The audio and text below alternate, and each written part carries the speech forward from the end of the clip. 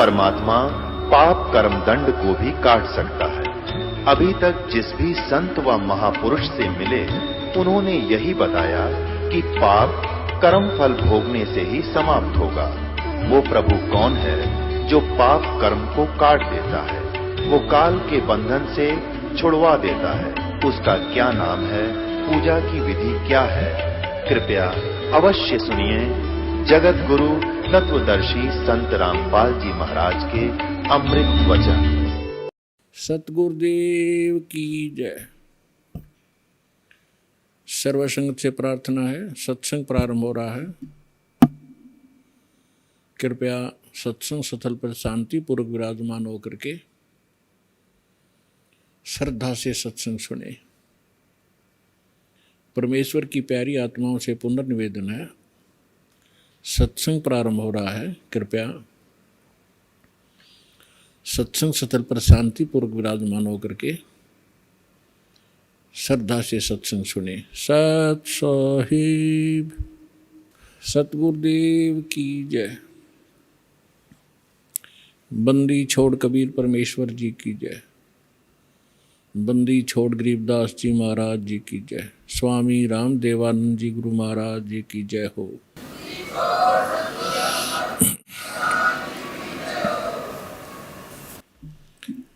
गरीब नमो नमो सतपुरुष को नमस्कार, गुरु के नहीं। सुर नर मुनि जन साधु संतों सर्वस दी नहीं। सतगुरु साहेब संत सब दंडोतम प्रणाम। आगे पीछे मध्य हुए तिनको जहाँ कुर्बान। नराकार निर्विषम काल जाल वैभंजनम निर्लेपम निज निर्गुणम अकल अनुवेशंदुनम। सोहम सुरति समाप्तम सकल समाना निर्तल। उज्ज्वल हिरंबर हरदमम बेपरवा अथाह वार पारनी मध्यतम। ग्रीव जो सुमर सिद्ध होई गणनायक गलताना। करो अनुग्रह सोई पारस पद परवाना। आदि गणेश मनाऊं गणनायक देवन देवा। चरण कमल लो लाऊं आद्यंत करूं सेवा। परम शक्ति संगीतम रिद्धि सिद्धिदाता सोई। अवगत गुण अतीतम सत्य पुरुष निर्मोही। जगदम्बा जगदीशम मंगल रूप मुरारी। तन मन अर्पों शीशम भक्ति मुक्ति भंडारी। सुर नर मुनि जन ध्यावे ब्रह्मा विष्णु महेशा। शेष सहस मुख गावे पूज्य आदि गणेशा। इंद्र कुबेर सरीखा वरुण धर्म राय ध्यावे। समरथ जीवन जी का मन इच्छा फल पावे। 33 कोटि अधारा ध्यावे शेष 88। उतरे बहुजल पारा कट है यम की फांसी। 33 कोटि अधारा ध्यावे शेष 88। उतरे बहुजल पारा कट है यम की फांसी। कर जोरूं विनती करूं डरूं चरण पर शीश। गुरु जी राम देवानंद जी महाराज ने दियो नाम बख्शीश। कोटि कोटि सिजदा करूं कोटि कोटि प्रणाम। चरण कमल में राखियो मैं बांधी जाम गुलाम। कुत्ता हूँ गुरुदेव का रामपाल दास का नाम। गले प्रेम की जेवड़ी जाखें चोवा जाऊं। तो करो तो बावड़ू दूर दूर करो तो जाऊं। ज्यों राखो त्यों ही रहूं। जो देवो सो खाऊं। परम पिता परमात्मा पूर्ण ब्रह्म सारी सृष्टि के रचनहार कबीर परमेश्वर कबीर देव जी की असीम रजा से आप सभी पुण्यात्माएं परमात्मा की महिमा सुनने के लिए उपस्थित हुए। जिस प्राणी के, जिस जीव के पूर्व जन्म के शुभ संस्कार उदय होते हैं उनको मानव शरीर प्राप्त होता है, और मानव शरीर प्राप्त करके जो प्राणी सत्संग उपलब्ध करते हैं, जिनको सत्संग प्राप्त होता है, वो और भी ज़्यादा शुभ संस्कारी हंस होते हैं। परमात्मा कबीर परमेश्वर जी हमें याद दिलाते हैं, मानुष जन्म पाय कर जो नहीं रटे हरि नामे, जैसे कुआं जल बिना बनवाया क्या काम। परमेश्वर जो हमारे जनक हैं, जो हमारे हितैषी हैं, और जो हमें यथार्थ तत्व ज्ञान और यथार्थ भक्ति विधि बताने के लिए स्वयं ही यहाँ इस काल के लोक में प्रवेश होते हैं। सतलोक से अपने निज सुख में स्थान से चलकर वो भगवान आते हैं। वही आकर के हमें ज्ञान कराते हैं कि आप जिस लोक में रह रहे हो, ये लोक काल का है, और काल के अर्थ से आप परिचित हैं। श्रीमद् भगवत गीता अध्याय नंबर 11 के श्लोक नंबर 32 में गीता ज्ञानदाता श्री कृष्ण जी में प्रवेश करके ये काल बोल रहा है।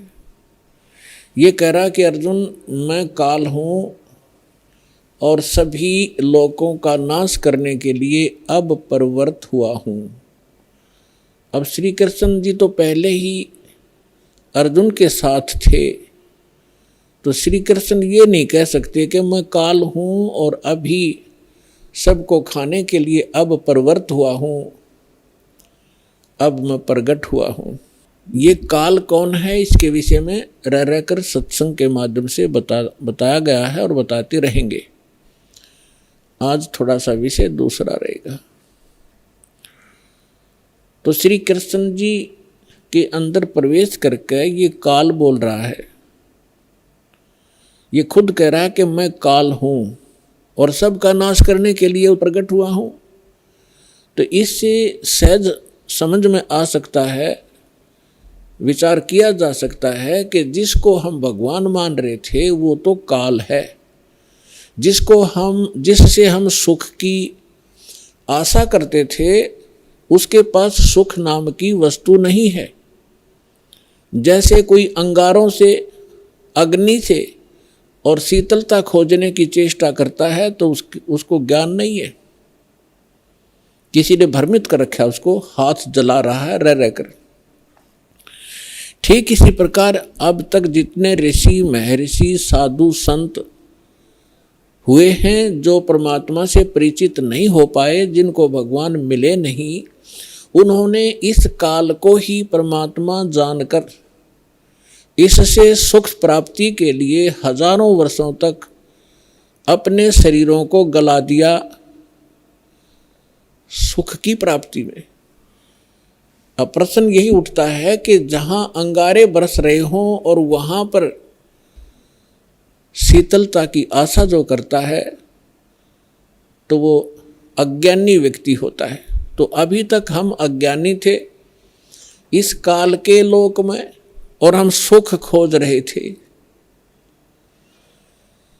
तो परमेश्वर ने आके बताया कि जिसको आप सुख मानते हो, किसको सुख मानते हो?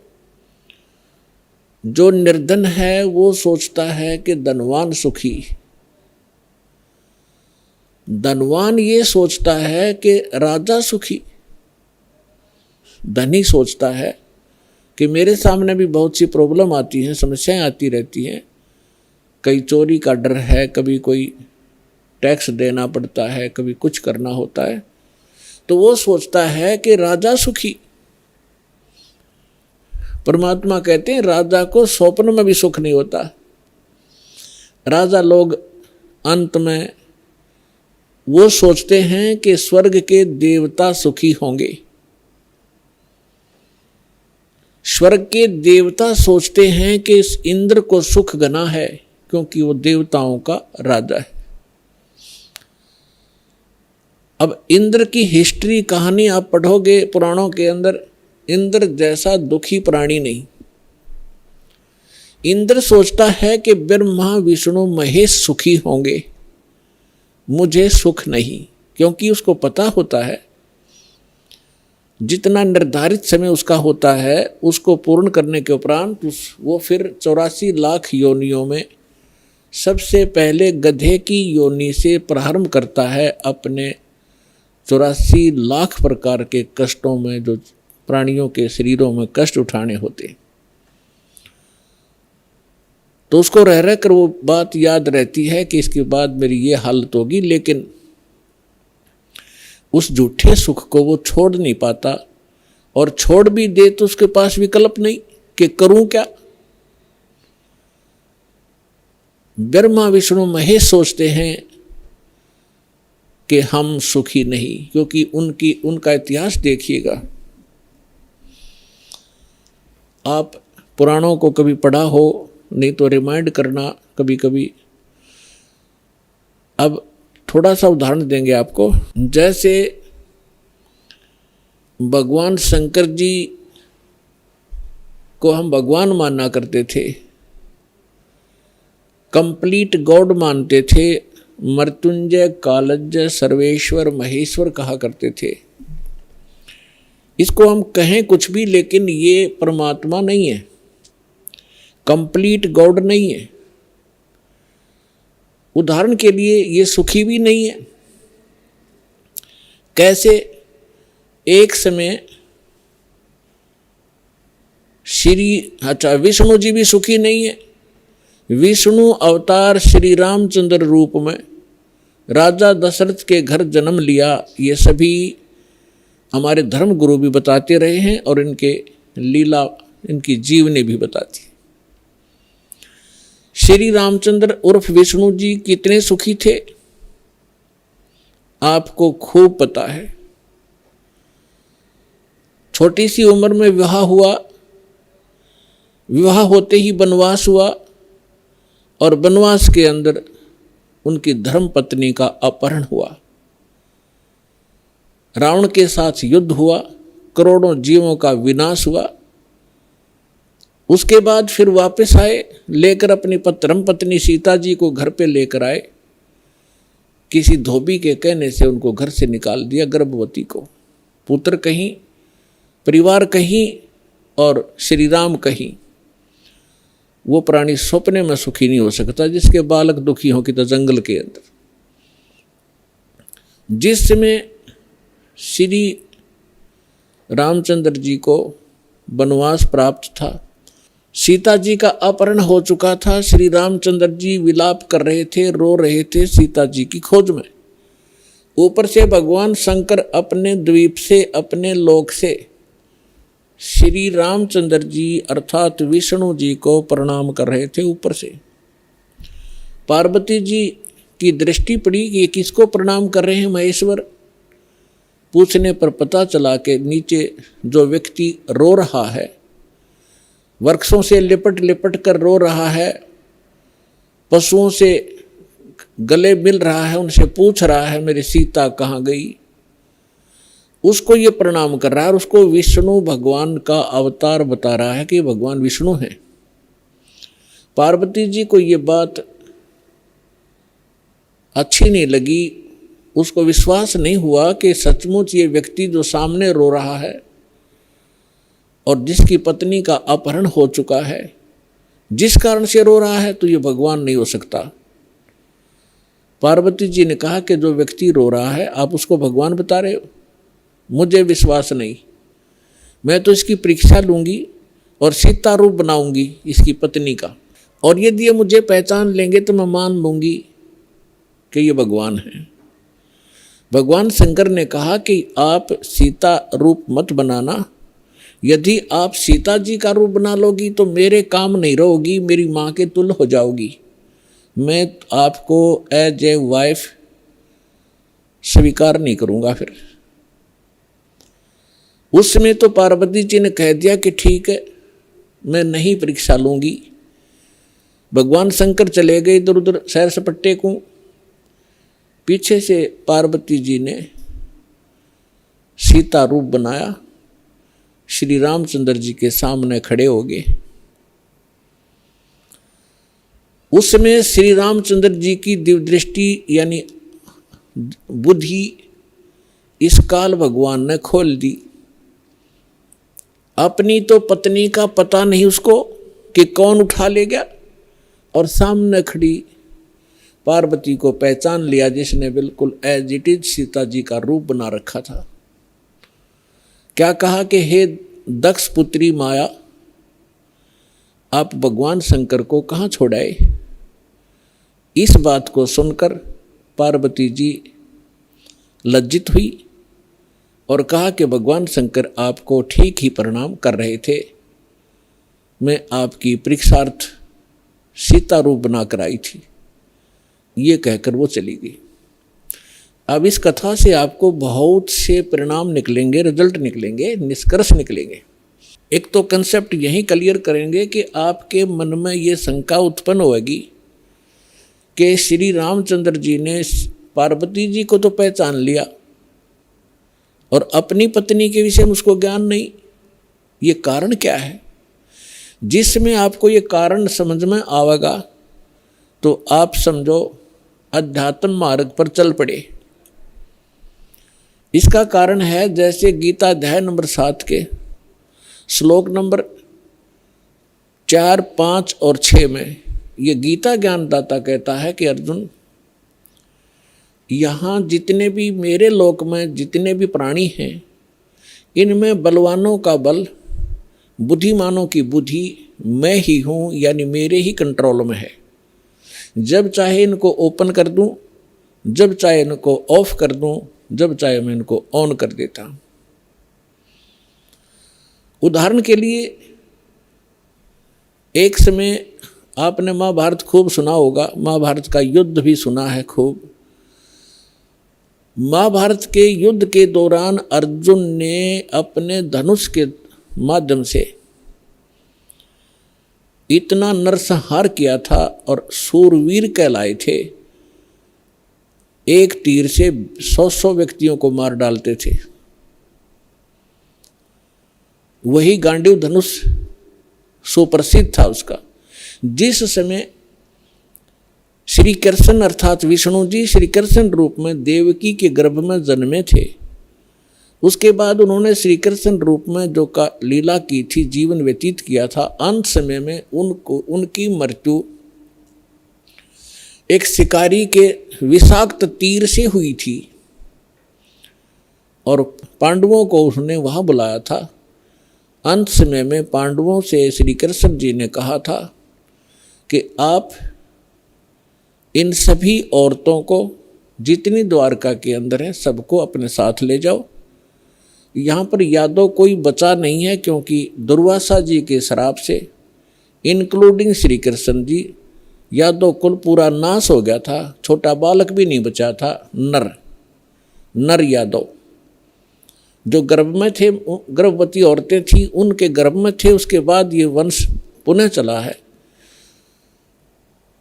तो और कहा था कि आप इनको वहाँ ले जाओ अपने राज्य में, यहाँ पुरुष रहा नहीं, यहाँ के और लोग इनकी बेइज्जती करेंगे, सताएंगे, आप इनको ले जाना। तो श्री कृष्ण जी के आदेशानुसार अर्जुन सभी गोपियों को, द्वारका की स्त्रियों को साथ लेकर आ रहा था।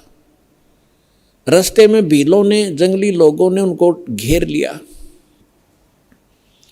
अर्जुन उनसे लड़ने की तैयारी करने लगा। उसके हाथ से गांडीव धनुष उठा नहीं। और खड़ा खड़ा देख रहा, थर थर कांप रहा है योद्धा।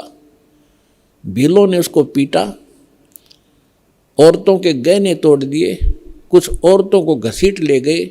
अर्जुन खड़ा खड़ा कांपता रहा। उस समय अर्जुन श्री कृष्ण जी को कोस रहा था, 100 गालियां दे रहा था कि कृष्ण तूने सदा ही हमारे साथ धोखा ही धोखा किया है।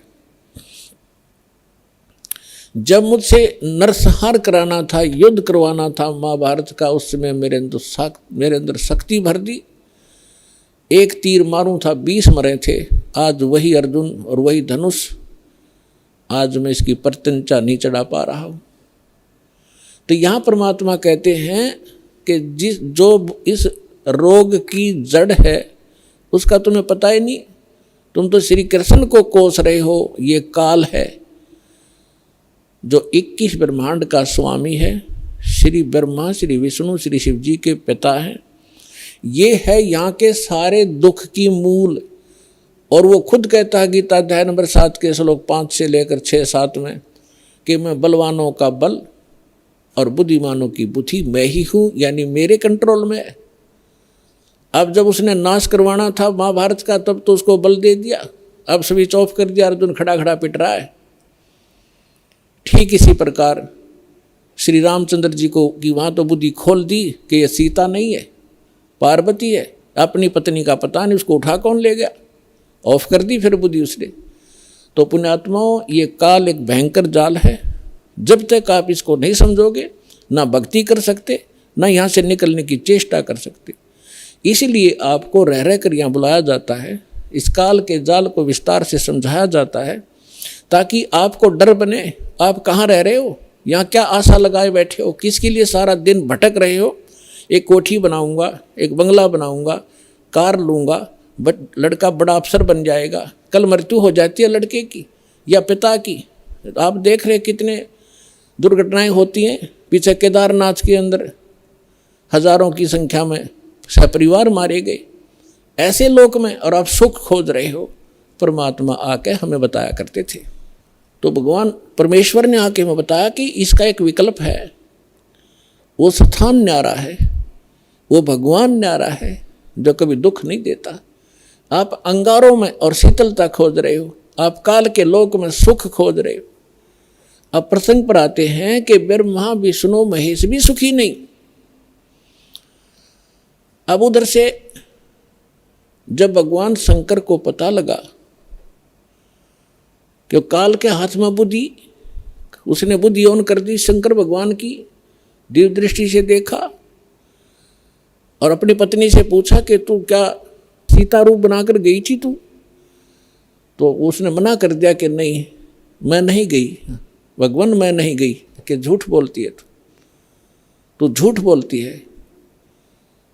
इस बात से वो झिझक गई और चुप हो जाना ही उसका स्वीकृति मानी गई कि सचमुच इसने गलती की है। तो भगवान शंकर ने पार्वती जी से अपनी पत्नी के रूप में उससे व्यवहार करना बंद कर दिया, बातें करना भी बंद कर दी। एक तरफ मौन साध कर बैठा रहते थे, बहुत ही कम बोलने लगे और कहने लगा कि मैंने आपको एक वफादार माना था, आपके ऊपर मैं वो विश्वास करता था कि मेरी धर्मपत्नी कभी मेरे को डिसीव नहीं करेगी, धोखा नहीं दे सकती। और जब आप मुझे धोखा दे सकते हो तो फिर बाकी संसार से मुझे क्या लिंक रहा, क्या विश्वास रहा। और साफ कह दिया कि तू मेरी माँ का रूप धारण कर चुकी है, मेरी पत्नी रूप में नहीं स्वीकार्य हो सकती। जैसे श्री ब्रह्मा जी सबसे बड़े, विष्णु जी सेकंड नंबर के, शंकर भगवान तीसरे नंबर के। तो बड़े भाई की पत्नी माँ के तुल्य मानी जाती है। तो उसने कहा भगवान शंकर ने कि आपने मेरे बड़े भाई की पत्नी विष्णु की पत्नी का रूप बना लिया सीता, इसलिए आप आज के बाद मेरी पत्नी नहीं माँ के तुल्य हो। अब वो समझ गई कि इन्होंने जो फैसला ले लिया अटल होता है। 10 दिन, 20 दिन, महीना, 6 महीने, वर्ष इंतजार की, लेकिन रिजल्ट निल रहा। भगवान शंकर ने उनसे कोई बात नहीं की, हमेशा क्षुब्ध रहते थे। तो पार्वती, अब माँ, लड़की को क्या होता है, जब ससुराल के अंदर दुख होता है तो अपने पीहर को जाने की सोचती है, उसका तीसरा विकल्प नहीं होता। तो पार्वती ने सोचा कुछ दिन अपने घर चली जाती हूँ, इनका दिमाग ठीक हो जाएगा। ये सोचकर पार्वती अपने पिता दक्ष के घर पर आ गई। और राजा दक्ष ने उस समय एक यज्ञ कर रखा था, और एक नियम है ब्राह्मणों ने बना रखा था, ऋषियों ने, कि जब भी कोई यज्ञ करे तो अपनी सभी बेटियों को, संबंधियों को और उनके पतियों को, दामादों को आमंत्रित किया जाए और प्रतिदिन उनको आदर के साथ उनको प्रतिदिन दक्षिणा दी जाए, जैसे ब्राह्मणों को देते हैं। तो ऐसा नियम था कि जितनी भी राजा दक्ष की अन्य बेटियां थी वो सभी आमंत्रित थी, और उनके पति यानी दामाद भी आमंत्रित थे। सबके आसन उचित स्थान पर सबको बैठा रखा था। जितने समय तक यज्ञ का और सत्संग का प्रयोजन चलता था, 2-4 घंटे, 10 घंटे, तो उस समय सभी अपने अपने आसन पर विराजमान रहते थे। और किसी भी कारण से कोई लड़की का पति नहीं आ सका तो उसका आसन लगाया जाता था, खाली छोड़ा जाता था, और सबको जो भी दक्षिणा दी जाती थी उसका भी उसके ऊपर भाग प्रतिदिन रखा जाता था आसन पर। तो ज्यों ही पार्वती जी उस अपने घर पे पहुंची, पता चला कि पिताजी ने यज्ञ कर रखा है, और ये यज्ञ 2-3 दिन से चल रहा है। अब सारे यज्ञ मंडप में घूम के पिता के सामने पहुंची। पिताजी ने मुंह मोड़ लिया, क्योंकि पार्वती जी ने राजा दक्ष के मर्जी के विरुद्ध भगवान शंकर से विवाह किया था, जिस कारण से पिता अक्षुब्ध था। जब पिताजी ने ठीक से बात नहीं की, ये भी नहीं कहा कि आगी बेटी, तो पार्वती महादुखी हुई, अपनी माँ के पास घर पे पहुंची। बेटी माँ को ही उलाने दिया करती है, माँ के सामने अपना दुख रोया करती है। अपनी माँ के सामने जाकर कहा कि माँ, तुमने ऐसा भेदभाव हमारे साथ क्यों किया? आपने सभी अन्य मेरी बहनों के पति भी बुला रखे हैं, बहनों को भी आमंत्रित किया है, आपने हमें ना बुलाया ना आमंत्रित किया। और जिन बहनों के पति नहीं आए हैं उनका आसन लगा रखा है, उनका भाग सबको दिया जा रहा है। आपने न तो अपने दामाद का आसन लगवा रखा है, ना ही उनको आमंत्रित किया है, और ना मुझे आमंत्रित किया। अब माँ ने कहा कि बेटी, ना तो आप मेरी बात मानती, ना तेरा पिता मानता, तू जाने तेरा बाप जाने, उनसे बात कर। अपनी मर्जी से तूने विवाह किया, जिस कारण से वो दुखी है तेरे से। वो फिर अपने पिता के पास गई और दक्ष से कहा कि पिताजी, आपने न तो हमें आमंत्रित किया और न ही आपने अपने दामाद को बुलाया, ना उनका कोई भाग आसन आपने लगा रखा है, ना उनका हिस्सा निकाल रहे हो। तब दक्ष ने कहा कि तू आई किस लिए यहाँ पर, तेरे को किसने आमंत्रित किया था? अपनी मर्जी से विवाह किया था, रह उसके साथ, उस जंगली के साथ रहे। ऐसी बहुत सी बातें बकवास की। तो पार्वती ने देखा कि भगवान शिव अब मुझे स्वीकार करेगा नहीं, घर में मेरा सत्कार नहीं। तो उसी समय एक हवन कुंड बना रखा था, उसमें 6 गेर का 1 क्विंटल लकड़ और गेरे थे, चारों तरफ से डाल रहे थे वह ब्राह्मण ऋषि। घी पूरा बकड़ बड़ा था, पूरी लो लकड़े थी उसमें। तो पार्वती जी यानी दक्ष की बेटी उस हवन कुंड में छलांग लगाएगी, आत्मदाह कर लिया। यज्ञ खंड हुआ, जल्दी से उस लड़की को निकाला गया।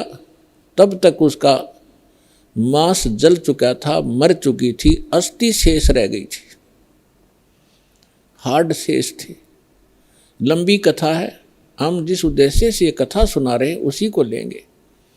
भगवान शंकर को पता चला, अपने सभी अनुचरों को साथ लेकर वहां पहुंचे। उससे पहले उन्होंने भैरव को भेजा, उसने आकर के वहाँ, बहुत सी लंबी कहानी है। भगवान विष्णु भी विद्वान थे उस यज्ञ में, भगवान ब्रह्मा जी भी विद्वान थे। जब उनको पता चला कि भगवान शंकर अपनी सेना के साथ आ रहे हैं तो ब्रह्मा जी तो पहले भाग गए, विष्णु जी भागने लगे। तब शंकर दक्ष ने कहा कि हे भगवान, मैंने आपकी ही सुरक्षा में ये यज्ञ किया था, आप भी मुझे आपत्ति में छोड़ कर जा रहे हो। तो भगवान विष्णु फिर रुक गए थे, उन्होंने लड़ाई की। लड़ाई में फिर वो काफ़ी परास्त हुए, शतब्द हो गए, फिर भाग गए वह वहाँ से छोड़कर। ये पुराण में वर्णन है, शिव पुराण में। कहने का भाव ये है कि भगवान शिव ने आकर के राजा दक्ष की गर्दन काट दी। अन्य के कहने से फिर उनको दोबारा जीवित किया गया, जैसे कोई बकरा लाकर उसके मुख पर लगा दिए। प्राण की कथा आपने खूब सुन रखी। हम इस विषय पर आएंगे अपनात्मा। जैसे यहाँ फिर एक शंका उत्पन्न हो जाएगी आपको कि भगवान शिव ने राजा दक्ष को जीवित कर दिया और बकरे की गर्दन लगा दी, तो भगवान शंकर में भी तो शक्ति है। पुण्यात्मा, जैसे धर्मदास जी ने एक बार आदरणीय धर्मदास साहिब जी ने भगवान कबीर परमेश्वर जी से यही प्रश्न किया था कि हे परमात्मा, आप कह रहे हो कि राम और श्री कृष्ण ये समर्थ भगवान नहीं है, यानी विष्णु और शंकर और ब्रह्मा जी। विष्णु जी के अवतार श्री कृष्ण जी आए हुए थे, उन्होंने राजा मोर ध्वज के घर पर एक लीला की थी, जाकर दो साधु रूप बना के। और राजा मोर ध्वज ने अपने पुत्र ताम्र ध्वज को आरे से चीर दिया था, भगवान श्री कृष्ण जी ने उसको जीवित कर दिया था। आप ये कह रहे हो कि ये सक्षम नहीं है, ये बात मेरे गले उतरती नहीं। तब परमात्मा ने उदाहरण दिया था कि पुत्र बात सुन, यहाँ तो मोर ध्वज के पुत्र ताम्र ध्वज को श्री कृष्ण जी ने जीवित कर दिया आरे से दो फाड़ कर होने के उपरांत, और उसका सगा भांजा सुभद्रा पुत्र अभिमन्यु महाभारत के युद्ध में मारा गया था। पांडवों का कुलनाश हो रहा था, हाहाकार मची थी। श्री कृष्ण रो रहा था, उसकी बहन रो रही थी, पांचों पांडव टक्कर मार रहे थे। उस समय अभिमन्यु को जीवित नहीं किया उसने। उस समय कहाँ गई थी उनकी वो सामर्थ्य? तब धर्मदास जी ने कहा था, भगवान इसका उत्तर भी आप ही दे सकते हो, हम तो बस इतने बच्चों जैसे प्रश्न है हमारे, बच्चों जैसी बुद्धि है हमारी। ये भी बात सही है आपकी कि वहाँ क्यों ना जीवित किया उसको। तो परमात्मा ने कहा कि ताम्र ध्वज लड़के की आयु शेष थी, और जिसकी आयु शेष है ये डॉक्टर एक टांग काट कर दूसरी जगह लगा देते हैं, यहाँ की खाल उतारी वहाँ जोड़ देते हैं, ये तो एक वैज्ञानिक कर देते हैं इस काम को। और जिनकी आयु नहीं रहती है डॉक्टर फेल हो जाते हैं। खुद डॉक्टर हार्ट अटैक का हार्ट का स्पेशलिस्ट डॉक्टर और हार्ट की बीमारी से ग्रस्त, रात में गोली टेबलेट खा भी नहीं पाया, 1 मिनट में सांस पूरा हो गया। तो भगवान से बड़ा ना कोई विज्ञान है, ना ये छोटे भगवान है। भगवान तो भगवान ही है, वो समर्थ है, सत्य पुरुष है। तब परमात्मा ने बताया कि ताम्र ध्वज की आयु शेष थी, अभिमन्यु की आयु इतनी ही थी, और ये भगवान इतना ही काम कर सकते हैं। आयु शेष थी तो उसकी राजा दक्ष को दूसरे गर्दन जोड़ दी, चल भाई, लेकिन ये सक्षम नहीं है। अब आगे देखना क्या होता है कि भगवान शंकर ने पार्वती जी की अस्थियां उठा ली और 10,000 वर्ष तक उसको सीने से लगा के पार्वती पार्वती दक्ष माया दक्ष पुत्री करते करते पागलों की तरह भटकता रहा। अपने आत्मा अब ये हम भगवान ब्रह्मा भगवान विष्णु भगवान शिव जी को सुखी माने, ये सुखी है, ये सुखी व्यक्ति के लक्षण है। 10,000 वर्ष तक पागलों की तरह खाना ना पीना ना, हाय पार्वती हाय दक्ष माया हाय दक्ष की पुत्री। तो हमारे पास ज्ञान का टोटा था, जिस कारण से हमने प्रत्येक को भगवान और समर्थ मान लिया। देखो ऐसा नहीं कह रहा दास, ना मेरे भगवान ने कहा कि ब्रह्मा विष्णु महेश बिल्कुल यूजलेस है। ये जितने सक्षम हैं, जितनी इनकी सामर्थ्य है उतना बताया है। जैसे एक स्टेट का प्रांत का मंत्री होता है और उस मंत्री को प्रांत के मंत्री को कोई प्रधानमंत्री मान रहा है तो वो भूल है उसकी। तो परमेश्वर ने और परमेश्वर से प्राप्त ज्ञान से इस दास ने ये इतनी भूल मिटाई है कि जिसको आप समर्थ शक्ति मान रहे थे, श्री ब्रह्मा श्री विष्णु श्री शिव जी दुर्गा आदि को, ये समर्थ नहीं है। ये केवल 21 ब्रह्मांड के अंदर एक ब्रह्मांड, 21 ब्रह्मांड इस काल के, इसमें 21 प्रांत समझ लो। एक प्रांत में ये एक विभाग के मंत्री हैं। रजोगुण विभाग के ब्रह्मा जी, सतोगुण विभाग के विष्णु जी, तमोगुण विभाग के शंकर जी। बस इतने मालिक हैं ये। और ये किसी के संस्कार को कम और अधिक नहीं कर सकते। वर्क डन ही देते हैं, अपना किया कर्म ही प्राप्त कराते हैं। समर्थ परमात्मा परम अक्षर ब्रह्म सत्य पुरुष कबीर साहिब जी, ये हमारे प्रारब्ध के अंदर यानी हमारी किस्मत में लिखी हुई हमारे पाप कर्मों का नाश करके, और पाप कर्मों हमें सुखी कर देते हैं। हमारी मृत्यु होनी हो उसको टाल देते हैं। हमारा और भी कोई आपत्ति होनी है, कोई अक्षति होनी है, उसको भी वो जो पाप कर्म से होनी थी और पाप कर्म नाश हो गया, उस कर्म से ही तो हानि होनी थी, कर्म परमात्मा ने कैंसिल कर दिया तो सुख हुआ। तो ये केवल समर्थ परमात्मा ही कर सकते हैं। अब दास आज ये बता रहा था आपको कि परमात्मा ने हमें आकर के ये बताया है कि इस काल के लोक में और आप सुख खोज रहे हो। जिनको आप परमात्मा माना करते थे, थारे भगवान, आपके भगवान सुखी नहीं, कभी सपने में सुख नहीं हुआ उनको। भगवान श्री कृष्ण जी का जन्म हुआ, मामा दुश्मन बन गया, जेल में जन्म हुआ और मामा शत्रु पीछे पड़ा रहा।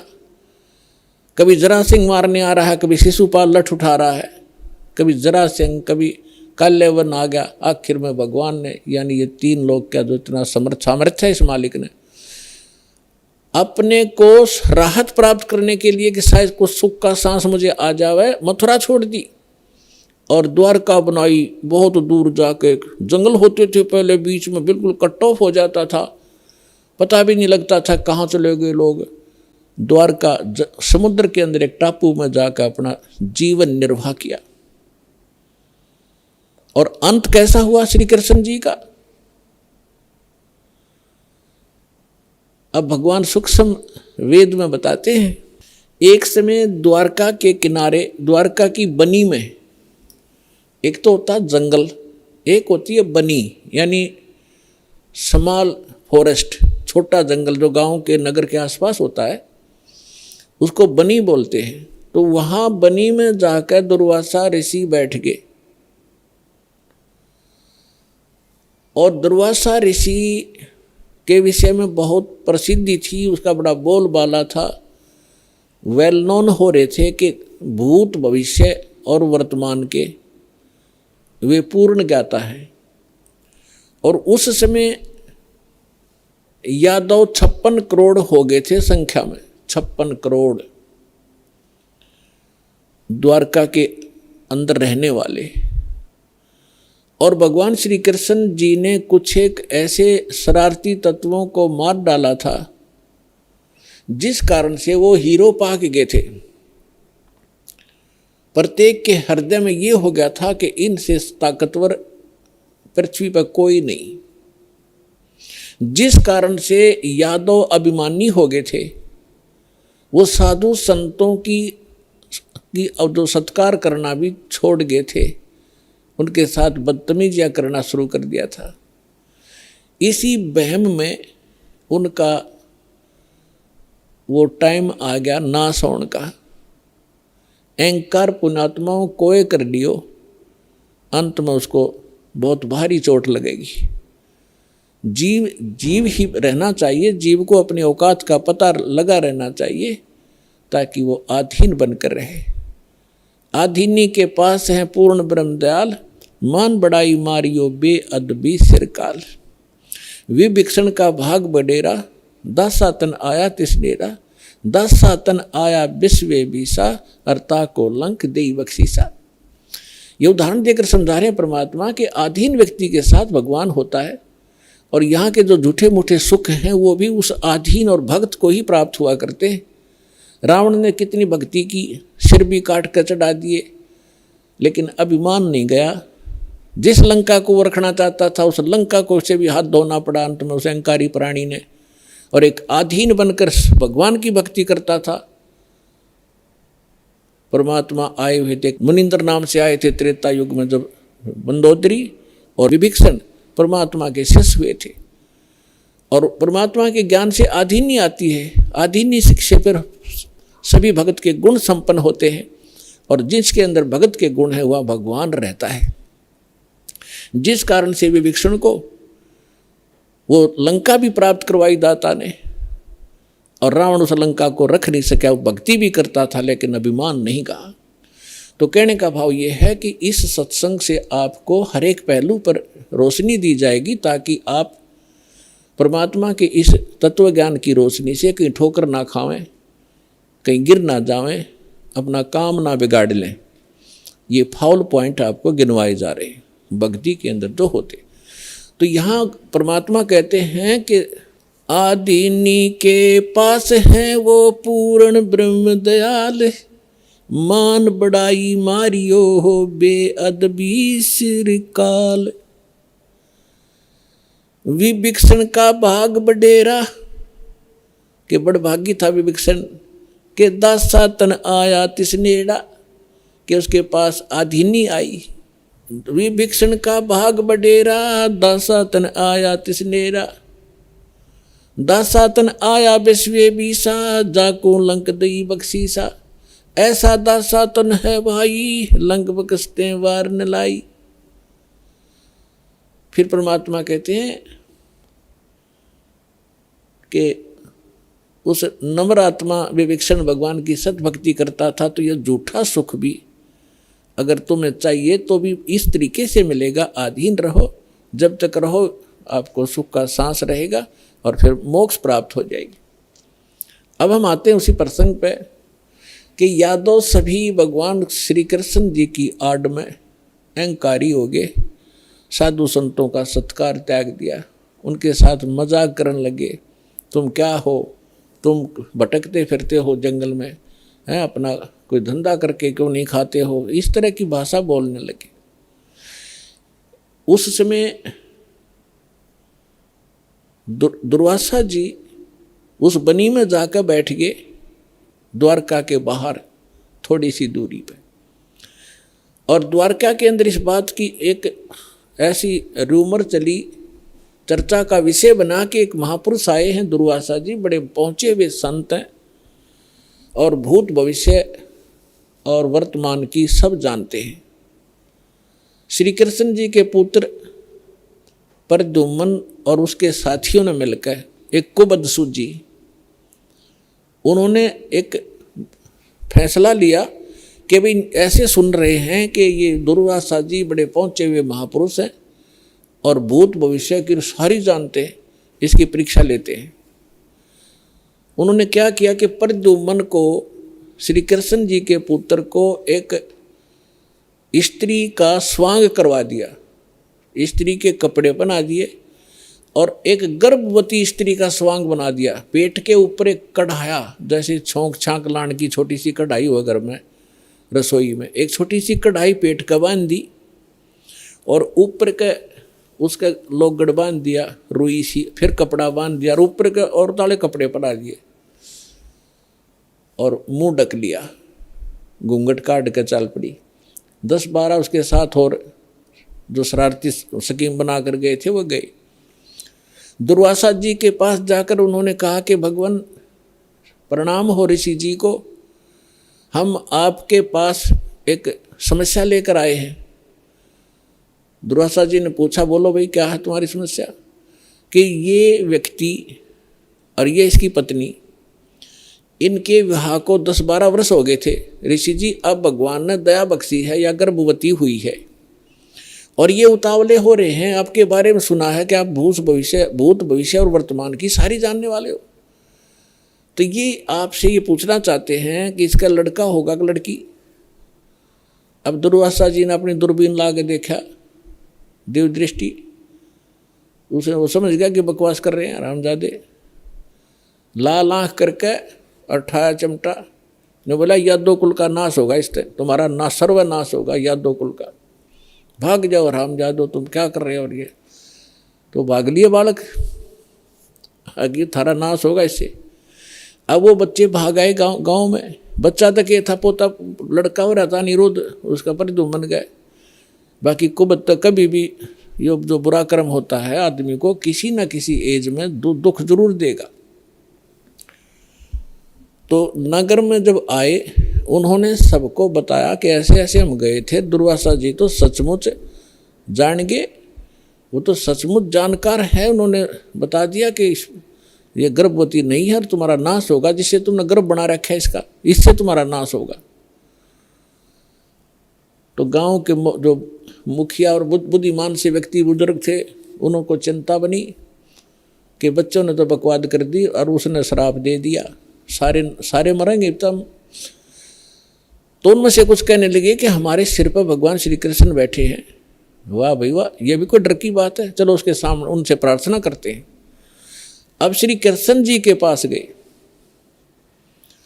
श्री कृष्ण जी से जाकर अपना चिंता का विषय बताया कि भगवान ऐसे ऐसे बच्चों ने मजाक कर दिया और दुर्वासा जी ने श्राप दे दिया, और दुर्वासा जी का श्राप तो बिजाइल कैसा है, ये तो वापस हो ही नहीं सकता। तब श्री कृष्ण जी से कहा कि आप ही हमारी रक्षा कर सकते हो, आप समर्थ हो, सर्वशक्तिमान हो, आप विष्णु अवतार हो, जैसे भी उनके गुणगान किए। श्री कृष्ण जी ने कहा कि भाई देखो, बच्चों को वहीं भेजो और दुर्वासा जी से माफ़ी मांगे, वो अक्षमा करेगा तो बात बनेगी। उन बच्चों को लेकर नगर के मुखिया व्यक्ति, मौजिद से जो बुद्धिमान व्यक्ति बुजुर्ग से सारे साथ गए, हजारों की संख्या में। दुर्वासा जी के सामने उन बच्चों को कहा कि माफ़ी मांगो। उन्होंने प्रणाम किया, माफ़ी मांगना चाहा, अक्षमा याचना की, लेकिन दुर्वासा जी ने कहा कि जो मेरे मुख से वचन निकल गया वो वापस नहीं हो सकता। आप जाइए, अपने बच्चों को समझा के रखना चाहिए था, साधु संतों के साथ बकवास नहीं किया करते, आप जा सकते हैं। अब इसको वापस करना मेरे बस की बात नहीं है। फिर वापस आ गए, फिर श्री कृष्ण जी के पास गए। भगवान उन्होंने तो मना कर दिया कि मैं अब कुछ नहीं कर सकता। अब श्री कृष्ण जी ने कहा कि देखो, किस चीज से, अब पुण्यात्माओं इस कथा से आपको बहुत सा ज्ञान होगा, हर पहलू पर इस पर विचार दास आपको देगा। अब देखो, हम किसी, ये जो श्राप दे दिया 3 ताप के अंदर आता है। किसी को श्राप दे देना, किसी पर गाल देना, किसी का प्रेत आत्मा छोड़ देना, किसी का जंतर मंत्र कर देना, किसी के ऊपर काला जादू कर देना, ये 3 ताप के अंतर्गत आते हैं। और इन 3 तापों के दुख से पूरे यादोग्रस्त हो गए और श्री कृष्ण भगवान कल आवे। श्री कृष्ण जी उस ताप से मुक्त नहीं कर सका, उनका नाश हुआ लास्ट में। हालांकि समाधान भी बताया उन्होंने। अब और जितने इनके पुजारी हैं, राम कृष्ण ब्रह्मा और शंकर भगवान के जो संत हैं, उनके गुरु ने उन पदों पर बैठे हैं, वो भी समाधान बताते हैं। जब श्री कृष्ण जी के समाधान बताने से जो साधना क्रिया उसने बताई, उनके करने से कुछ लाभ नहीं हुआ, तो ये इनके जो पुजारियां के बताए हुए समाधान से आप क्या लाभ लोगे, इससे इतना निष्कर्ष निकलेगा। अब क्या हुआ कि श्री कृष्ण जी ने कहा कि देखो चिंता मत करो, सीधा सा हल है इसका कि किस से हमारा नाश होगा, कि जो कढ़ाई बांधी थी पेट पे, लोहे की कढ़ाई, और जो कपड़े पहन रखे थे वो लोगड़ रुई लगा रखी थी, इनको तो जला दो, कपड़ों को तो। रही बात कढ़ाई की, उस कढ़ाई को प्रभास क्षेत्र में चले जाओ, जमुना के किनारे सारे, और अपने ड्यूटी लगाओ 5-5, 10-10, 20-20 व्यक्तियों की डेली, कि उस कढ़ाई को पत्थर पर घिसा कर उसका चूरा बनाकर जमुना में फेंक दो, ना रहेगा बांस और ना बजेगी बांसुरी। सबने बड़ा अच्छा लगा कि भगवान श्री कृष्ण ने तो कमाल कर दिया, वाह भगवान वाह भगवान, कि वो गुरु भी थे, श्री कृष्ण जी आध्यात्मिक गुरु भी थे पांडवों के और यादवों के। तो इस बात को सुनकर सभी ने खुशी मनाई कि ठीक है, ना रहेगा बांस ना बजेगी बांसुरी। लगा दिए 20-20, 50-50 व्यक्तियों की सेवा कि जाओ जहाँ भगवान ने बताया उस क्षेत्र में जाकर, प्रभास क्षेत्र में, और जमुना के किनारे पत्थरों पर घिसा कर चूरा बना दो। अब घिसाण से पहले दोनों कड़े थे, वो कड़े तोड़े पहले तो अलग अलग पकड़न के। अब उन कड़े घिसाण की ड्यूटी अलग दे दी 4-4, 5 की, कि तुम्हारी ये कभी कितने दिन में घिसाओ इनको। बाकी उन्हें घिसा घिसू के वो कड़ा चूरा बना दिया। एक के पास 2-4 को कड़ा मिला था, जिसने लास्ट में थोड़ा सा रह गया था, वो गोल गोल नोका चमक गया, तो उस चमकदार सा घिसाने से चारों तरफ से चमक गया वो। तो उसने सोचा, जो आलसी सा था, सब ने अपना काम कर दिया, मेरा भी घिसा नहीं, तो उसने सोचा इसे एक कड़े में के बिजली पड़ा, यूं कि उसने जंगल में उस जमुना में फेंक दिया वो कड़ा। बाकी शेष कढ़ाई घिसा दी थी, उसका चूरा बना दिया। अब वो किसी मछली ने खाद्य पदार्थ जानकर वो खा लिया, उस मछली को पकड़ लिया एक शिकारी ने, जिसका नाम बालिया नाम का एक दीमर था, जो मछियारा था। उसने पकड़कर मच्छी जब ले गया, वह काटी, मछली काटी तो उसमें से वह सफ़ेद धातु निकली, बहुत चमकीली।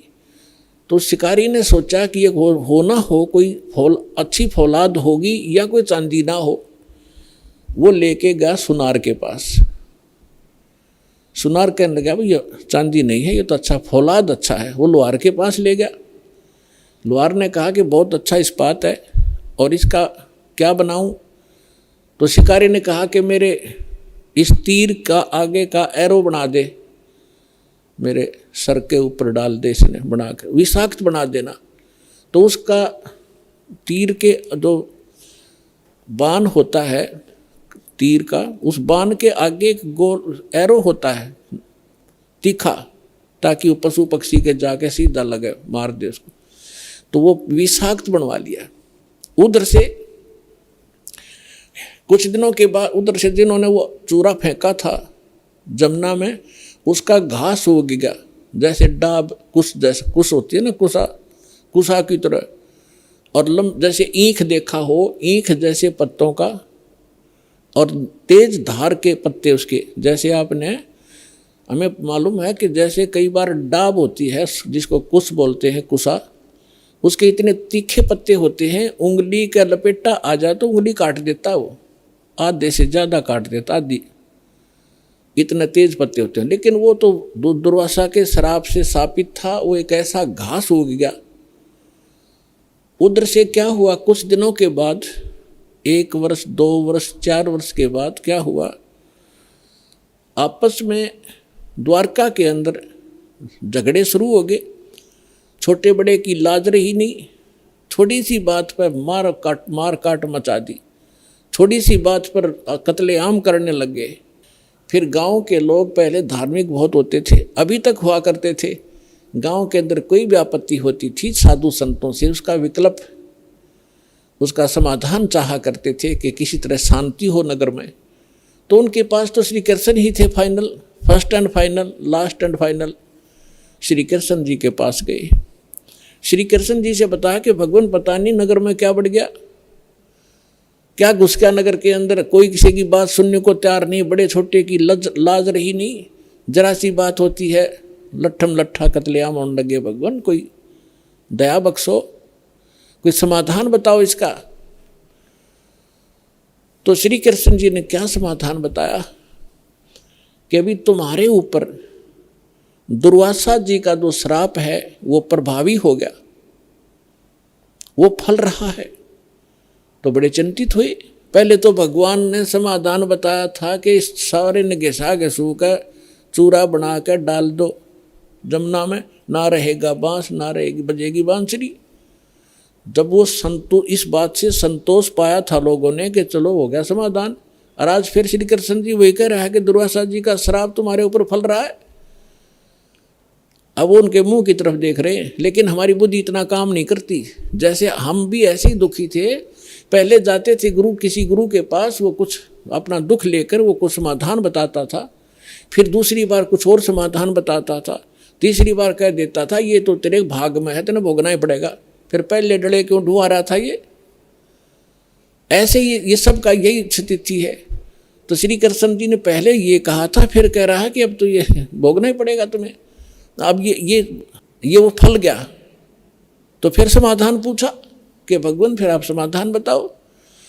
ऐसा करो, सभी जितने भी नर यादव हैं, पुरुष मेल ओनली, चाहे नवजात शिशु भी क्यों ना हो, प्रभास क्षेत्र में जाओ जहाँ वो कड़ा घिसाया था और चूरा डाल रखा था, वह घास उग रहा इतना बड़ा बड़ा कि वहाँ जाकर सभी के सभी जमुना में स्नान करके आओ। तुम्हारा साप पाप मुक्त हो जाओगे, साप मुक्त हो जाओगे जमुना में नहाने से, स्नान करने से। अब सब बड़े प्रसन्न हुए कि बड़ा सरल उपाय बताया भगवान ने। और सभी अपने अपने बच्चों को, नवजात शिशु से उसी दिन जन्मा था उसी भी लड़के को, ओनली लड़कों को ले गए साथ में और पहुंच गए 56 करोड़ वहाँ पर। पहले स्नान करें जाते ही, ताकि साप कटे, हमारा पाप ये साप नाश हो, शराब खत्म हो। और बाहर आते ही, क्योंकि पहले मन मुटाव चल ही रहा था सभी का, उसने तू ऐसे क्या बोल रहा था उस दिन, तू ऐसे उधर सारे इकट्ठे हो गए, तो कभी कभी मिले थे। बाहर आते वो एक दूसरे को गाली गलोच लट्ठम लट्ठा और घास निकाल लें, घास पाड़ें और मारें, गर्दन में लग के आर पार हो जाए, तलवार का काम करने लग गया वो घास।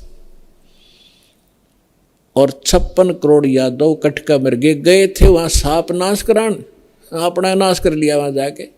श्री कृष्ण जी के बताए समाधान अनुसार उनका साप तक कटा नहीं, साप तक नाश होया नहीं, यादव का नाश हो गया। अब यहाँ परमात्मा कहते हैं कि गरीबदास जी कहते हैं, तुम कौन राम का जपते जापम और ताते कटे ना ये तीनों तापम। समर्थ का शरणाग हो रंग होरी हो, भाई कदे न हो एकाज राम रंग होरी हो। कि समर्थ की शरण में आ जाओ, तुम्हारा कभी अकाज नहीं होंगे और ये तीनों ताप का नाश हो जाएगा। अब प्रसंग चल रहा है, उसी पर चलते हैं। अब 56 करोड़ यादव कटका मर गए, आपस में कत्लेआम कर दिया। विष्णु पुराण के अंदर लिखा है कि कुछ यादव बच गए थे। श्री कृष्ण जी फिर गए अपने वहाँ से, नगर से बाहर निकले, उसने उस घास को पाड़ा, उसमें यह लिखा कि वो मूसल बन गए, मूसल। उन मूसलों से शेष बचे हुए यादवों को खुद श्री कृष्ण जी ने मारा, कति नाश कर दिया। और आप जाकर लेट गया प्रभास क्षेत्र में एक वृक्ष के नीचे। भगवान श्री कृष्ण के पैर में पद्म, एक चमकीला पदार्थ, जैसे हमारे तिल हो जाते हैं, मुछ हो जाते हैं, ऐसा उनके पैर में जन्म से ही एक पद्म था। वो रात्रि में ऐसे चमकता था जैसे 50-100 वाट का बल्ब चस्याक रहे जगह, और दिन के अंदर भी उसकी चमक सी बनी रहती थी। तो श्री कृष्ण जी एक वृक्ष के नीचे, सारा जब उनका नाश हो लिया, रहे खे को खुद मार कर शेष बच्चों को, और लेट गया उस वृक्ष के नीचे, पैर पे पैर रख के। पैर घुटने पर दूसरा पैर रखा हुआ था, पद्म वाला पैर ऊपर था, वो चिमक रहा था। और वृक्ष की जो चारों तरफ जो टहनियाँ थी झुकी हुई थी, झुरमट सी बनी हुई थी। और वो शिकारी जिसने उस कढ़ाई के कड़े का अपना विषाक्त तीर बनवाया था, जहर से बुझा कर तीर बनवा रखा था, उसी तीर को लिए हुए उस दिन और सुबह से लेकर दोपहर तक वो घूमता रहा जंगल में। कोई शिकार नहीं मिला उसको, शिकार करने गया था। उसने क्या देखा कि वृक्ष की झुरमटें इतनी नीचे तक लटक रही थी, जमीन को छू रही थी। उनकी अंदर से उसने भगवान श्री कृष्ण जी के पैर के पद्म की एक चमक देखी। उसने सोचा कोई मर्ग बैठा है, हिरण, और उसकी आंख चमक रही है। यदि मैं इधर से इधर से जाऊंगा तो ये भाग जाएगा, कोई हिरण मुझे मिला नहीं है, क्यों ना यहीं से इसको मार डालूं। झुरमठों में से निशाना साध कर मर्ग की हिरण की आंख जान कर भगवान श्री कृष्ण के पैर पर तीर मार दिया विषाक्त। ज्यों ही तीर लगा श्री कृष्ण जी कराहने लगे, रे मर गया रे, मर गया रे, मर गया रे। शिकारी ने सोचा किसी मनुष्य का लग गया, भाई ये तो बात बिगड़गी। दौड़ के आगे देखा, क्या देखा कि द्वारकाधीश मुकुट समेत वहां तड़फ रहा है। उस मुकुट आदि से वो पहचान गया कि ये राजा है। तब उसने करबद्ध होकर कहा कि भगवान मुझे गलती होगी, अनजाने में लग गया मेरी, आप तो अंतर्यामी हैं, आप सारी जानते हो, मेरी इच्छा नहीं थी आपको मारने की, मेरी कोई दुश्मनी नहीं थी आपसे, और ऐसे ऐसे मेरे से गलती होगी, मैंने आपके इस चमक को हिरण की आंख जाना। तब श्री कृष्ण जी ने कहा, क्योंकि काल के हाथ में रिमोट, वह दिव्य दृष्टि दे दी कि भाई ये तेरा और मेरा कोई पिछला अकाउंट था, वो क्लियर हो गया। तेरा और मेरा पिछला हिसाब था, वो क्लियर हो गया, तेरा दोष नहीं। अब वो शिकारी कहने लगा, भगवान आपका और मेरा, आप राजा में रंक, आपका और मेरा क्या हिसाब हो सकता है। तब श्री कृष्ण ने कहा कि मैं श्री राम रूप में आया था राजा दशरथ के घर, और आप थे बाली सुग्रीव के भाई। उस समय मैंने आपको वृक्ष की आड़ लेकर धोखा देकर मारा था, और आपने जब कहा था कि आपने ये बदला देना पड़ेगा, आप युद्ध के नियम से फेल हो गए हो, तब मैंने कहा था कि तेरा बदला दूंगा। आज तेरा मेरा वो अकाउंट क्लियर हो लिया। अब यहां परमात्मा कहते हैं, बदला कहीं ना जात है इस तीन लोक के माही, सतगुरु मिले कबीर से फिर लेन देन कछु नाही। अब क्या बताते हैं कि तीन लोक के इन भगवानों ने भी अपना टिट फॉर टेट पूरा करना पड़ता है। तुम इनसे अपने संस्कार कटवाने के लिए भक्ति कर रहे हो कि हमारा पाप कटे, हमें दुख दूर और सुख दे। ये अपने दुख नहीं दूर कर सके, तुम्हारे कैसे कर देंगे, भगवान कहा करते थे कबीर जी। और समर्थ कबीर साहब की शरण में आने से फिर ये लेन देन समाप्त कर देंगे आपका, कुछ नहीं बचेगा। सब अपनी कलम के पास, समर्थ के पास पावर होती है कि मासा घटे ना तिल बधे, विद ना लिखे जो लेख, और सच्चा सतगुरु मेट कर ऊपर मार दे मेघ। अपने आत्माओं सूक्ष्म वेद में बताया है, दुर्वासा को पे तहां समझन आई नीच, 56 करोड़ या 2 कटे वो मची रुद्र की कीच। अब ये भगवानों की तो दे दिया हिसाब किताब आपको, ये भगवान तो इसे थे आपके। अब जिनको आप ऋषि महर्षि मानते थे, दुर्वासा जी को तोप मानते थे कि बड़े महापुरुष हैं, वो तो नीच थे एक नंबर के। सूक्ष्म वेद के अंदर परमात्मा ने कहा है कि दुर्वासा कोपे तहां, दुर्वासा वहां क्रोधित हुआ। किस बात पे? बच्चों ने मजाक कर दिया कि बिजली गिर गई थी, साधु संत ठीक है बेटा भाग जाओ, खबरदार आगे बकवाद करीता है निकम्मो, ऐसे करते संतों के साथ मजाक करते, इतना कह के छोड़ सके था। और श्राप दे दिया तुम्हारा नाश होगा। आम व्यक्ति से भी गिरे हुए थे ये लोग, जिनको मैं ऋषि माना करते थे। एक बुजुर्ग आदमी बड़े आदमी से को बालक मजाक भी कर ले, उसको इतना भयंकर श्राप दिया करते हैं। पुरात्माओं जैसे किसी के हाथ में बंदूक है, पिस्टल है, और कोई बालक मजाक कर दे और उसका वो गोली मार दे, वो तो एक ढेर आदमी होगा समर्थ, उसको पता है कि तो कितनी कितनी भयंकर वस्तु लिए रहा है, किसके ऊपर दाग रहा है। वो नीच व्यक्ति होता है, मजाक करने पे भी इतनी भी सहन नहीं कर सकता। तो इस स्थिति के थे वो ऋषि, उनके पास ये हथियार थे वचन के और श्राप देने के। तो यहाँ सूक्ष्म वेद में लिखा है कि दुर्वासा को पेतहा, क्रोधित हो गए और समझ न आई नीच, ये भी नहीं सोचा तू क्या करने जा रहा है, और 56 करोड़ यादव कट गए और वह मची रुद्र की कीच, यानी रक्त की 11 माच की, खून की 11 मच की, 56 करोड़ आदमी जहाँ लाश हो जाए और नदी बह कर चल पड़े खून की, रक्त की। तो यहाँ पुण्यात्माओं, ना तो ये भगवान समर्थ जिनको हम पूजा करते, ना ये ऋषि एक अन्य के जिनको ज्ञान ही नहीं था, इनको ये नहीं पता भगवान कौन है। अब ये भगवान के लिए निकले थे घर से, साधना करेंगे, भक्ति करेंगे, अंगार जहाँ अंगारों से शीतलता की खोज करने लगे, अंगारों पर चलने के अभ्यस्त हो गए। थोड़ी आँच को भी हम, थोड़ी ही आग को, आँच को हम सुख मान रहे। झूठे सुख को सुख कहे, ये मान रहा मन मोद, ये सकल चबीना काल का, कुछ मुख में कुछ गोद।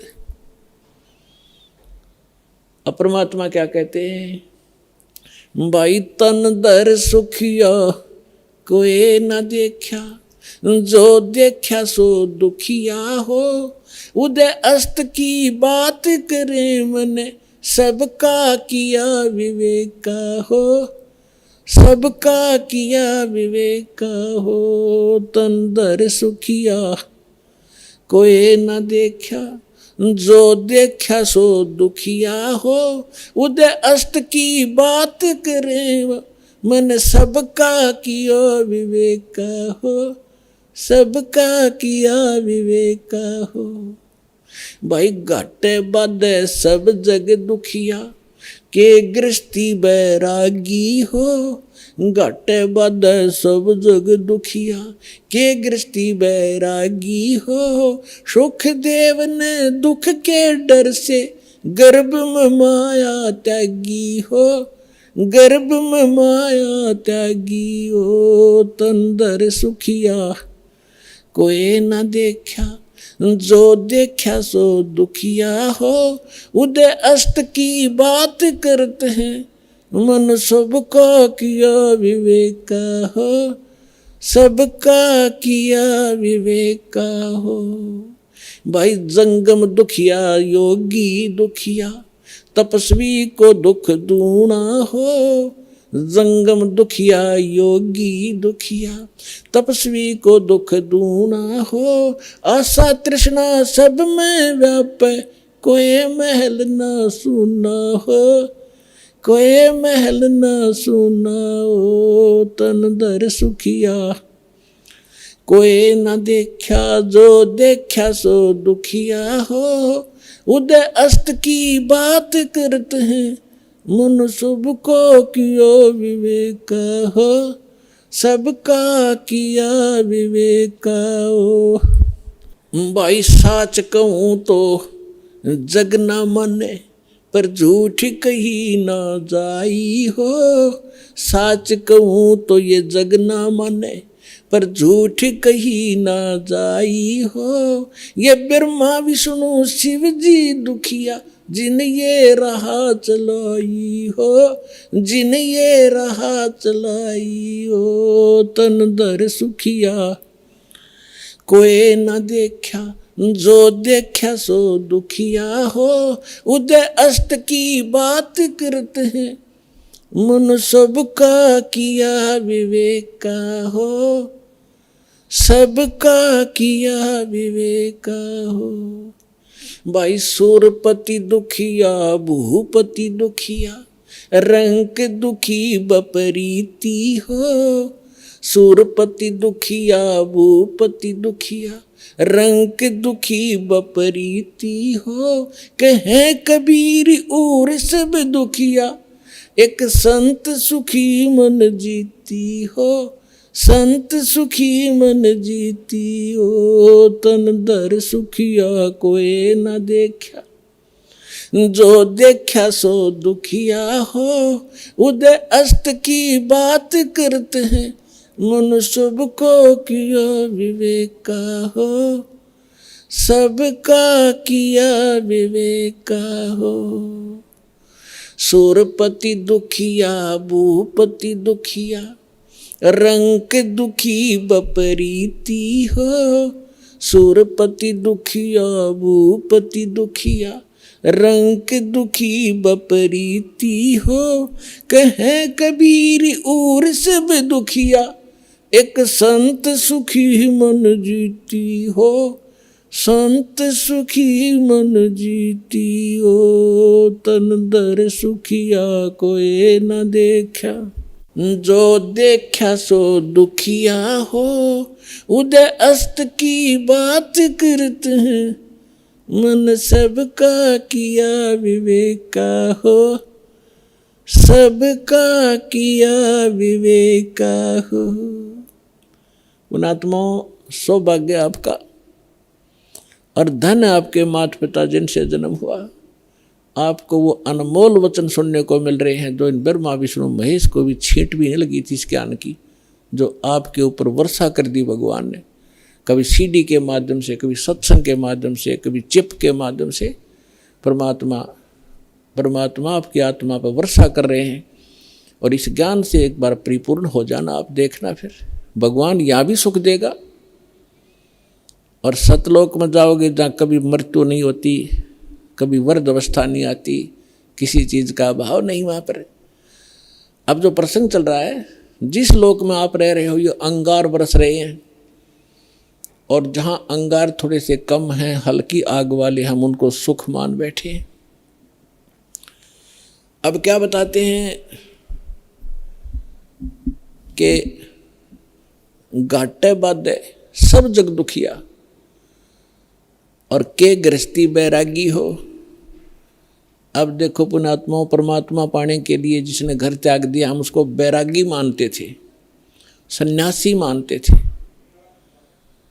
अब वो बैराग प्राप्त करना और सन्यासी होना हमने कहाँ से ग्रहण किया, कौन से ग्रंथ से प्राप्त किया हमने ये ज्ञान? श्रीमद् भगवत गीता अध्याय नंबर 3 के श्लोक नंबर 4, 5, 6, 7 में स्पष्ट वर्णन किया है कि अर्जुन, यदि तू काम छोड़ कर कर्म सन्यासी बन गया, जंगल में जा बैठा, तेरा निर्वाह कैसे होगा, पेट कैसे पालेगा तू? इसलिए तू काम भी कर और भक्ति भी कर। फिर ये कहाँ से लाए? जंगल में घर छोड़ कर चले गए, जंगल में जाकर सुख होगा? जंगल में कैसे सुख होगा? वन में।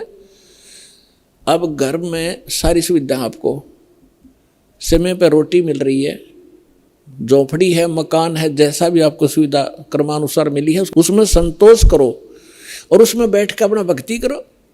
समय पर भूख लगेगी तो खाना खाया, भूख समाप्त हुई, वह इच्छा खत्म हुई, वो कल्पना समाप्त हुई तो भक्ति करेगा। यदि रोटी मिली नहीं तो भक्ति कैसे करेगा? उसी को सोचता रहेगा कहाँ से लाऊं, कैसे मिलेगी। भक्ति का सुमन, रोटी का सुमन होगा, वो भगवान का नहीं होता। अब जैसे घर छोड़कर चला गया, वैरागी बन गया, वहाँ जाकर गर्मी भी लगेगी, सर्दी भी आवेगी, वर्षा भी होगी, उसके लिए फिर झोपड़ी डालनी पड़ेगी, उसने वहाँ झोपड़ी या गुफा खोदनी पड़ेगी। और भूख लगेगी, फिर गांव में जाना पड़ेगा मांगने के लिए, दिए माई गालिए दिए एक रोटी। अब जब तक रोटी ना मिलेगी तो ना भगवान से याद आवे कोई ना, और रोटी याद आऊंगी इसके। तो परमात्मा कह रहा है, उन्हें बताया करके जो साधना करनी चाहिए, जो उसका तरीका है वो तुम्हें पता नहीं। आप फिर ये सोच बैठे कि उन्हीं को भगवान मिलता होगा जो जंगल में चले जाते हैं, खड़े होकर तप करते, दोनों के ऊपर तपते। ये तो मूर्खों की साधना थी। परमात्मा कहते हैं कि दंभ करें। दंभ माने पाखंड है। लोग दिखावा ड्रामा करते हैं, बैठ जाएंगे कि तो धूना लगा के ऊंचे से स्थान पर बैठेंगे ना, खूब दूर तो सब न दिखे महात्मा बैठा है, ताकि दुनिया आने लग जाए और उसकी पूजा शुरू हो जाए।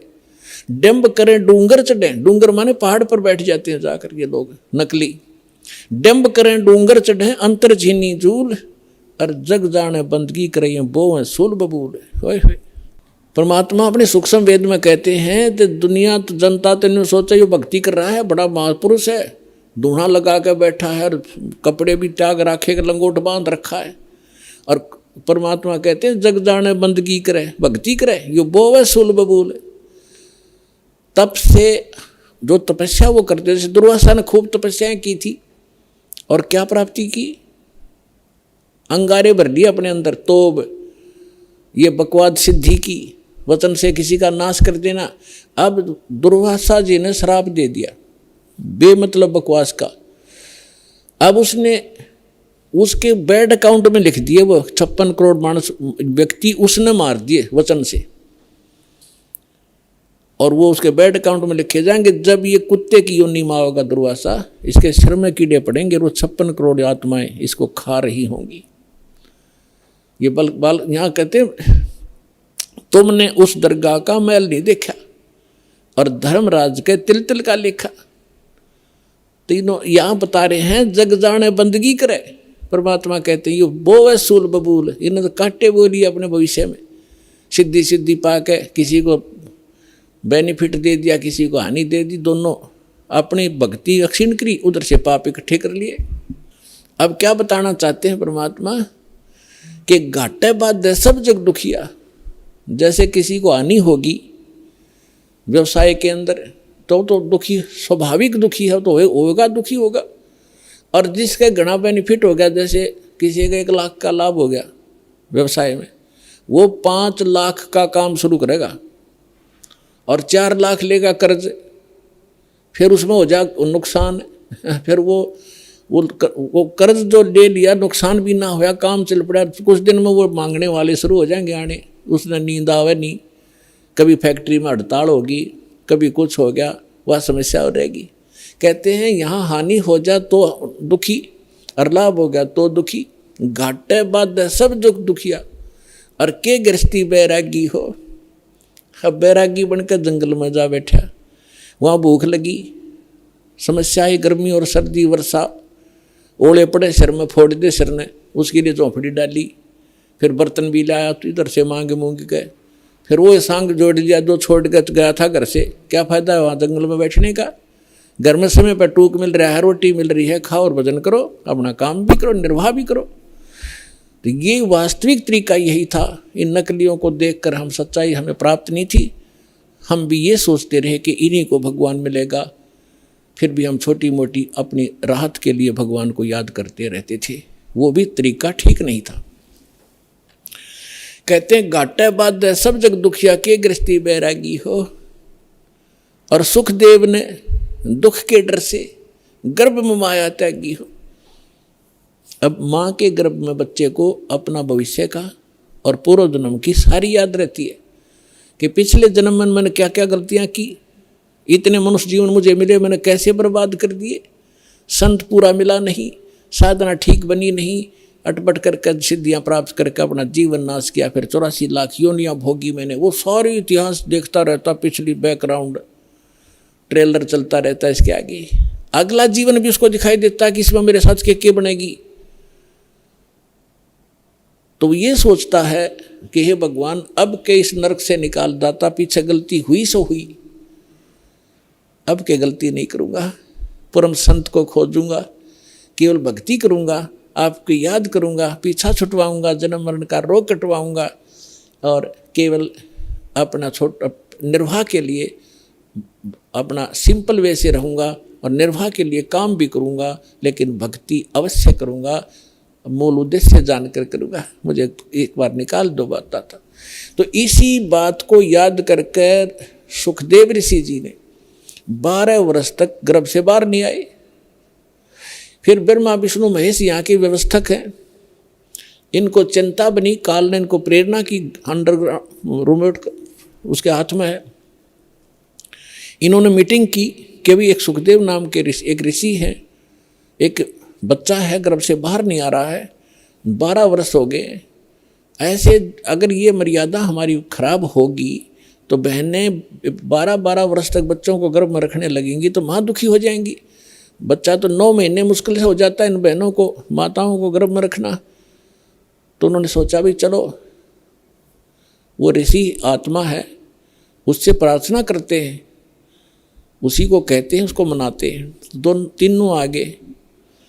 तब तीनों ने आकर कहा कि ऋषि भाई सुखदेव तू बाहर आ जा, ऐसे ऐसे हमारी परंपरा खराब मत कर। तब उसने कहा कि भगवान बाहर आते ही आपकी त्रिगुणमयी माया से ये जीव इतना अंधा हो जाता है, इसको भूत भविष्य का कुछ याद नहीं रहता। आप ये अपनी माया रोक लो, तब मैं बाहर आऊं, कुछ देर के लिए रोक दो। तो उन्होंने कहा भाई देखो इसको हम नहीं रोक सकते, ये हमारे बस से बाहर की बात है, हमारे अंदर एक ऐसा गुण भर रखा है तो इसको हमारे लिए रोकना असंभव नहीं है। तो सुखदेव बोला मैं तो बाहर आऊं नहीं, चाहे 20 वर्ष रहना पड़ो, 100 वर्ष रहना पड़ो। तब उन्होंने लास्ट में ये फैसला किया भी हम ज़्यादा देर नहीं रख सकते, हमारा शरीर फट जाएगा, हम केवल इतनी देर रख सकते। ये देख ले कितना क्षण है।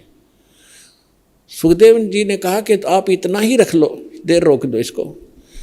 तो जब वो बाहर आते हैं तुरंत उनकी तीनों गुणों का जो इफेक्ट है हमारे ऊपर एकदम असर करता है।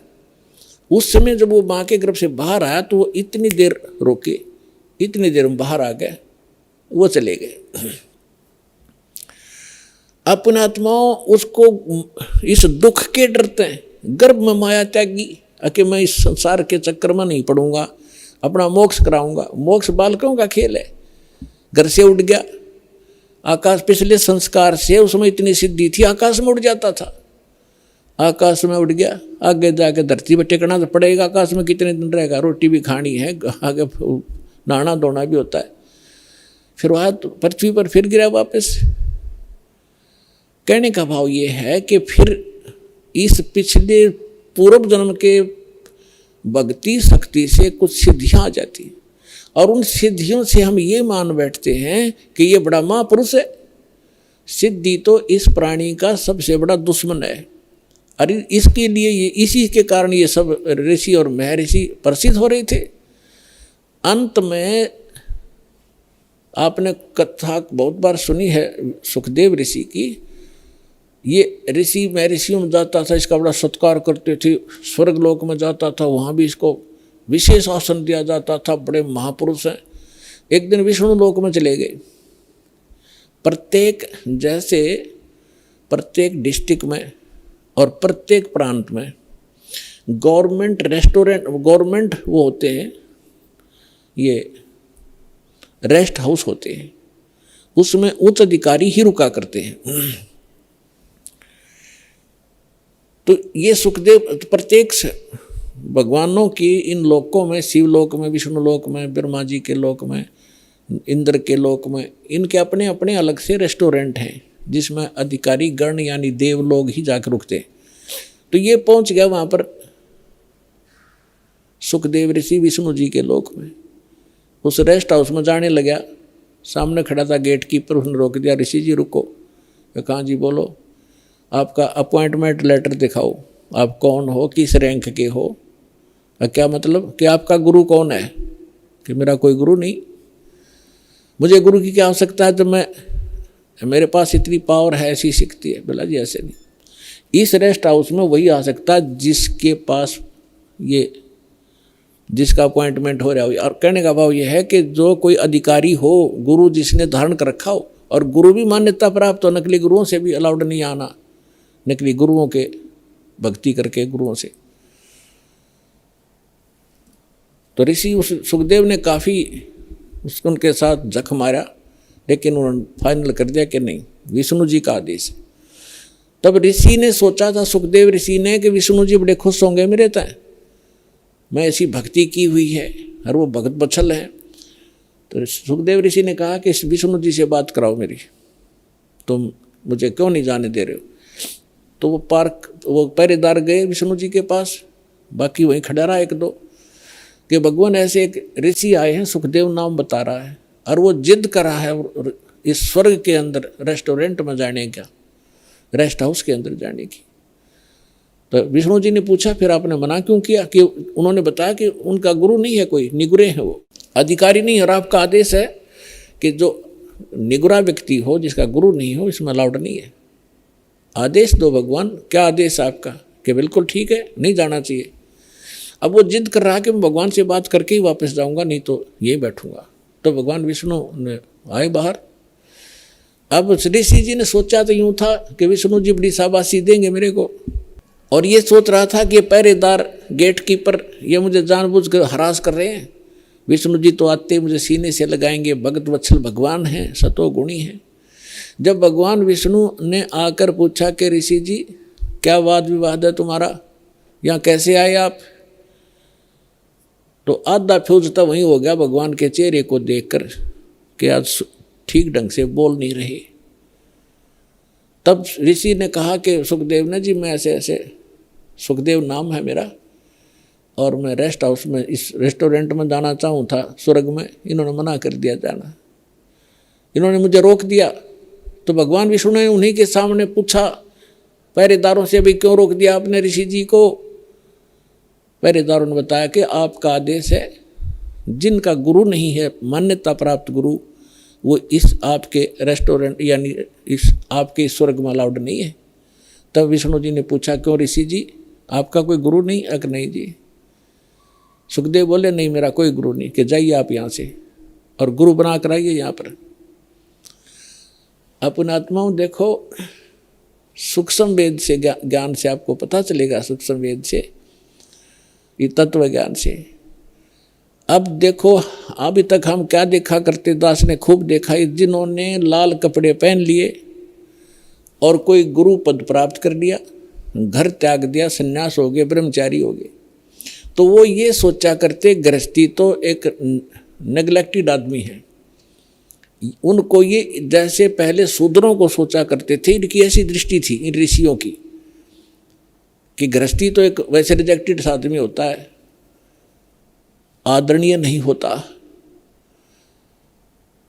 अब सुखदेव ऋषि ने कहा कि जी मैं किसको गुरु बनाऊं, मेरे योग्य गुरु पृथ्वी पर नहीं है। तो भगवान ने कहा कि ऋषि जी ये भी तेरा वहम है, तेरा अहंकार बोल रहा है, और जाइए राजा जनक से को गुरु बनाइए। राजा जनक को गुरु बनाना, जो सीता जी के पिताजी कहलाए थे राजा जनक। अब राजा जनक के काफ़ी रानियां थी, गृहस्थी थे और भगत भी थे। अब सुखदेव ऋषि इतना अहंकारी कि गृहस्थी लोग, राजा लोग तो मेरे चरण छूते हैं, और मैं गृहस्थी को जाकर के, राजा को जाकर के नमस्कार करूं, क्योंकि गुरु बनाना है तो प्रणाम भी करना है, दंडवत भी करनी है, मत्था भी रगड़ना है। अहंकार खड़ा हो गया, वहां से तो आ गया, लेकिन वो दूसरे स्वर्ग में, कॉमन स्वर्ग है इंद्र का लोक, उसमें ये चला जाता था। जब उसमें दोबारा गया उस दिन उसका चेहरा उतरा हुआ था। अन्य जो देव वहां बैठे थे वो कहने लगे ऋषि जी आज क्या बात है, मायूस बहुत हो तुम।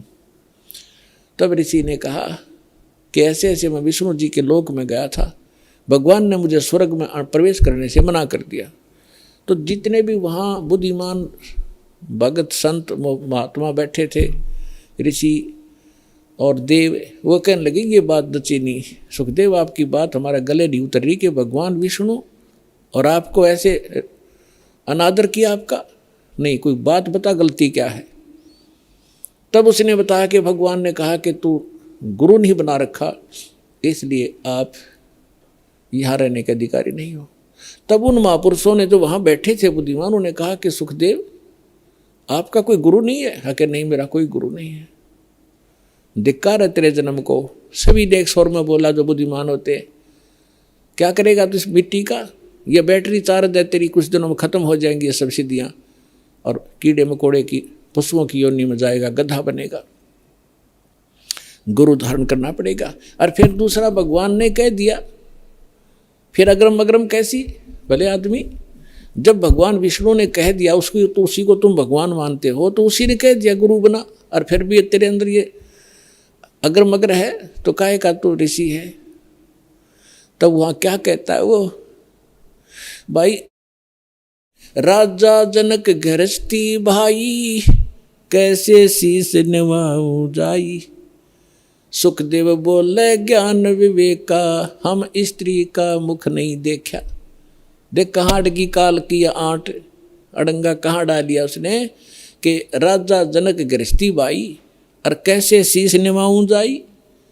और बोले सुखदेव ज्ञान विवेका, अपनी बुद्धि से उसने खूब सोच समझ गया बात कही कि मैंने स्त्री का मुख नहीं देखा, मैं तो बाल ब्रह्मचारी हूँ और राजा गृहस्थी आदमी है, उसके घनी नारायणियाँ भी कई हैं, और उसको कैसे माथा टेकूंगा, कैसे ना सिर झुकाऊंगा, मेरी तो नाश हो जाएगा इज्जत का। तब ऋषि बोले भाई इज्जत ले ले, अर्चे भगवान ना तो अगली जन्म में गधा बनेगा या सारी इज्जत तेरी बिखरती फिरेगी ऋषि जी। अब उसको फिर एक झटका लगा एकदम, क्योंकि महात्मा भगत है वो, चल भगवान के लिए भटक रहा है, उसके अंदर जगह है भगवान की, लेकिन अज्ञान अहंकार, अज्ञान से अहंकार बनता है। तो उसको एकदम झटका लगा और उसकी एकदम पिछला बैकग्राउंड चल पड़ी।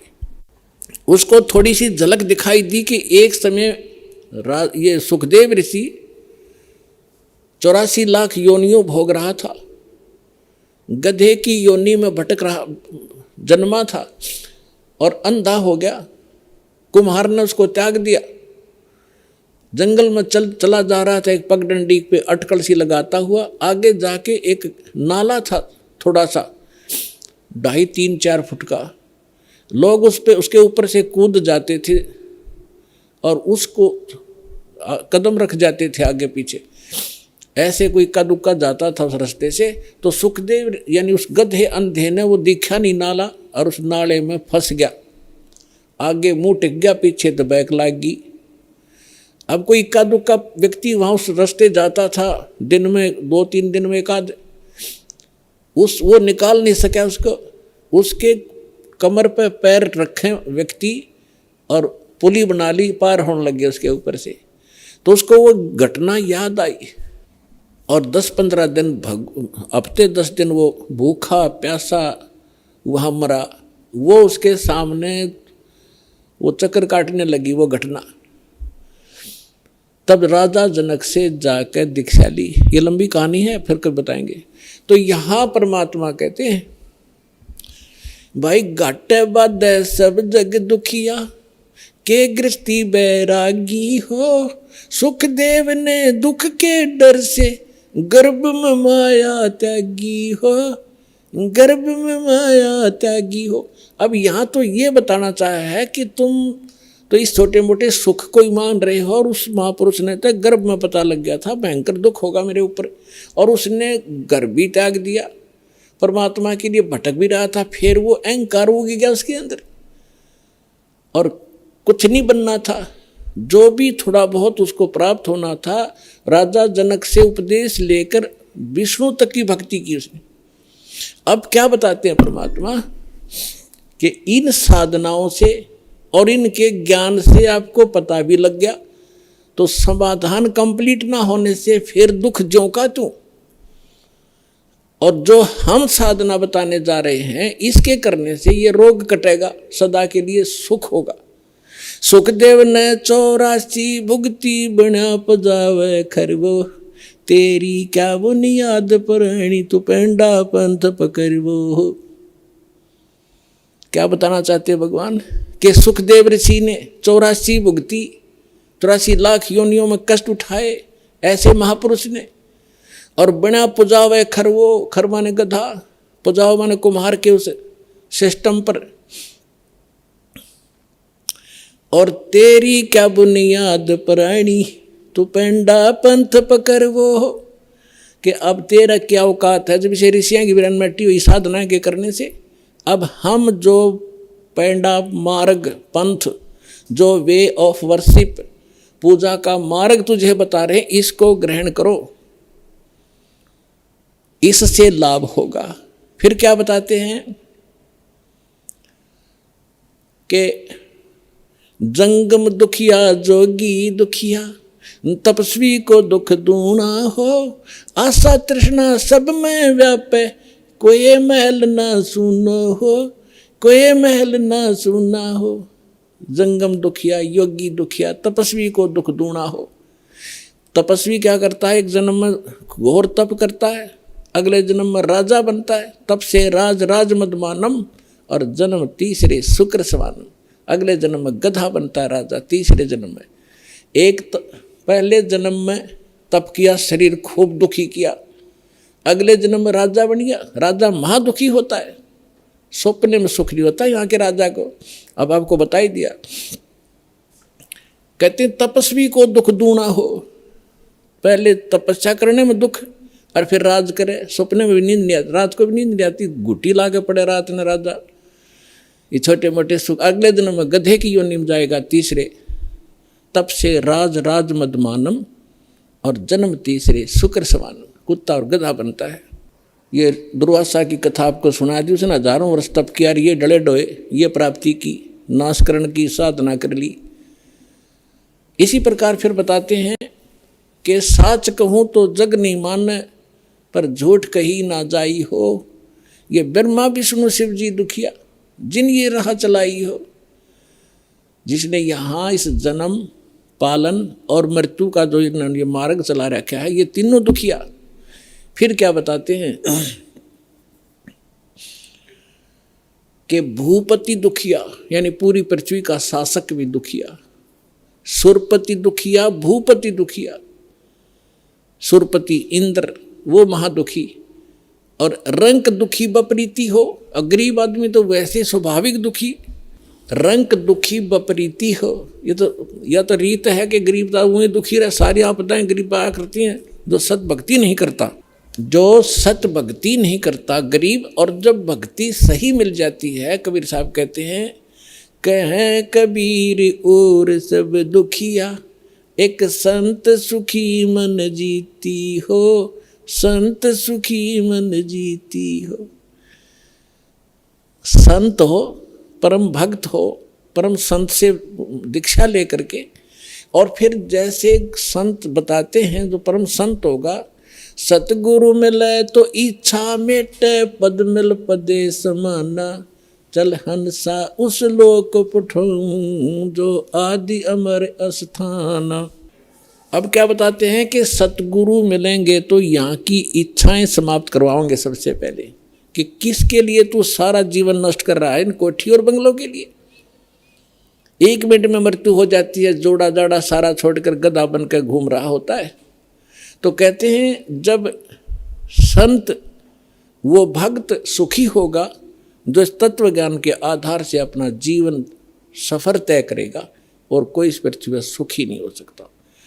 समर्थ का शरणाग हो रघुहोरी हो, और कदे न हो ए काज राम रंग होरी हो। समर्थ की शरण में आओ, यहाँ के अंगार भी बुझा देगा आपके लिए, आपके जीवन में कांटे भरे उनको साफ कर देगा,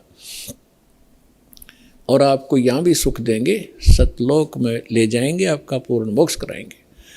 पुणात्माओं, आप इतनी दूर से आते हो, और किस लिए? एक एक अक्षर को ज्ञान ध्यान से सुना करो। जैसे एक अच्छे विद्यार्थी होते हैं, प्रत्येक लेक्चर का प्रत्येक शब्द घोट लिया करते हैं, एक अक्षर को भी नहीं जाने देते कहीं हम फेल ना हो जाए। तो इस प्रकार आपको परमात्मा ने इतना समय दिया है, कितनी दूर से आपको लेकर आए हैं। करे करावे साइया मन में लहर उठा, दादू सर्जर जीव के आप बगल हो जा। भगवान ही आपको लाता है, आपको प्रेरणा करता है, आपके 100 कामों को सेट कराता है, तब आपको यहाँ ला पाता नहीं। काल आन नहीं दे आपको, ना जाने कहाँ धक्के खुआवा सारा दिन, और मृत्यु को प्राप्त हो जाए उसे डले ढो ढो के। ये मालिक की मेहर आपके ऊपर, आपको परमात्मा यहाँ लाते हैं, अपनी अमर कथा सुनने का थोड़ा सा समय निकलवाते हैं। इसको ध्यान से सुना करो। सत साई।